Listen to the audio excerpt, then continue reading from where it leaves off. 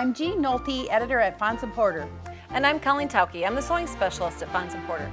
In this tutorial, we're going to show you how to create the Hocus Pocus table runner. For the pattern for this table runner, visit our website. This is a Quilt-As-You-Go project, and it's one of the things we get lots of questions about. So I think this would be a great beginner project. It would. It uses 2.5-inch strips. We have Halloween prints for ours, but you could do it with anything that would match your home. This is a quick process for a holiday kind of thing. So yes, you could have one for every holiday because it wouldn't take very long. All right, I'm going to move those out of the way.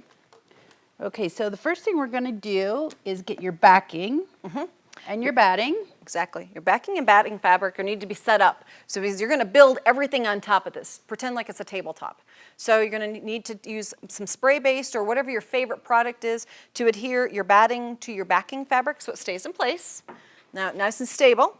And you also notice that we have some lines on the batting. So what we did is took a chalk liner or whatever your favorite marking tool so you can see it, and a long ruler. What I have done is we did fold this, right? Right. We found the center of the batting, and we marked down the center there. And then we found the other center, the long direction, so we would fold it and you can put a pin in, or you can measure. Just follow the directions in the pattern. There's some great diagrams in there for you. Quilters are visual learners, so look at our diagrams. Now that we have these centers and this crosshair, what we need is some guidelines in the outer, we're going to call the outer edges of our road. So we've come from the center, I believe on the pattern it says 7.5 inches. So we have parallel lines running the long way of our batting and backing. Now, those strips, we're going to cut an assortment. I think we used a whole line from this Hocus Pocus fabrics. And what we're going to do is we're going to line up the first 2 strips along that short blue line that was down the center. And one goes right side up. The second one faces it so it's right side down. Exactly. So that is the very beginnings of our Quilt-As-You-Go table runner. Okay, now you're ready to sew. Now, you think about it, this is a lot, so we're going to kind of roll this up and get it out of our way so that we can work. And just to help hold things in place, sometimes if you're a beginner, you want a few pins. You don't want to go out there flying blind. No. You set up your sewing machine with the walking foot because you're going to be going through layers. And you can actually roll up both sides is what I did when I was in the workroom. Those are just a little easier to handle. Yeah, it's just kind of like a scroll. So you're going to sew on the side where the blue line is. Yep. I'm going to create a 1/4-inch seam allowance along this part of that long line. So we're going to come in here and we're going to just stitch a nice clean 1/4-inch seam. And that walking foot keeps everything together so one doesn't bunch up. Right, we don't want anything to shift, so we're just going to easily do a 1/4-inch seam all the way along.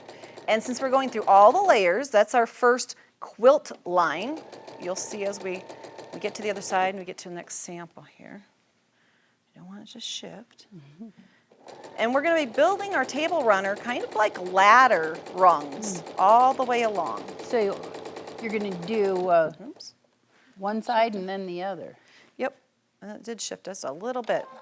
Do as I say, not as I do sometimes. You can learn all the little tricks from us. But that's okay.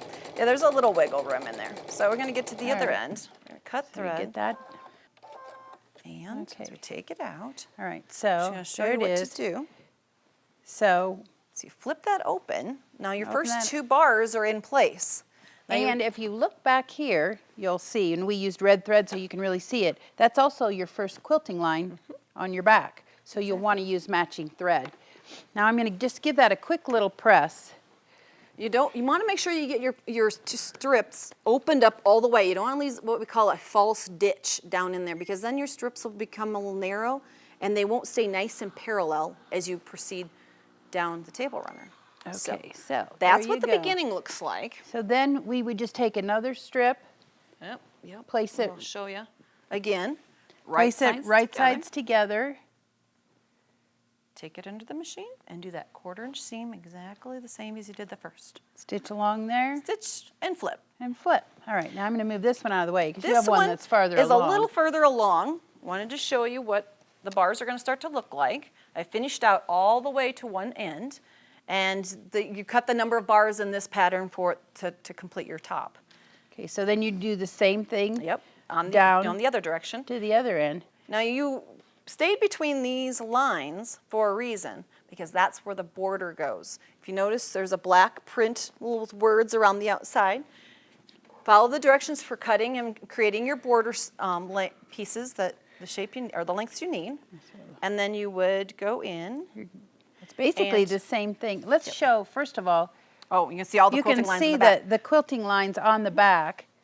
And I used orange thread. You could go ahead and You use an could. orange thread because Halloween, why That'd not? be great. Okay, so now you're ready to put your border on, and you're going to do the same thing. Same method, right side together. Now you would have gone in here and cleaned up the edge. You wouldn't leave the selvage on there. But we're just talking about this And you- using strips here. For this, you'll have to probably join more than one. Nope. Oh, it's long enough? One does it. One strip is long enough. That's So you would great. stitch, again, 1/4 inch seam, just like you've been doing throughout.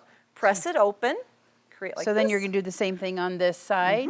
And then and you the- just have those short little pieces And on the the short ends. ones on the ends. Same thing. Trim around the outside edge and apply your binding like you do on every other quilt. Thanks Pretty for easy. joining us today. To see more videos, visit our website.